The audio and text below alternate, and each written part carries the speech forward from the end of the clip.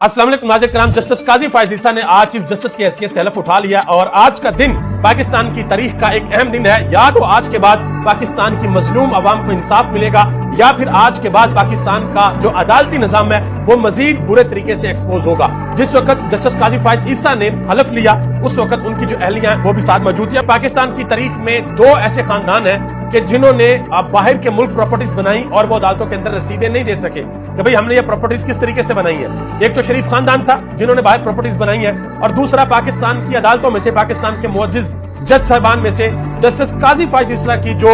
Family है, उनकी जो बीवी है, उनके जो बच्चे हैं, इनके नाम के ऊपर बाहर प्रॉपर्टीज थी। इनके ऊपर रेफरेंस भी फाइल हुआ जब इमरान खान की हुकूमत थी और इमरान खान साहब ने जब हुकूमत छोड़ दी उसके बाद कहा कि हमारी बहुत बड़ी गलती थी और बाद ये भी कहा कि वो रेफरेंस हमने फाइल नहीं किया था बल्कि हमें जनरल बाजवा ने कहा था कि वो रेफरेंस फाइल करें। देखें अब ये काम इमरान खान करे या कल को नवाज शरीफ करें, कोई भी कहे, कोई भी ये काम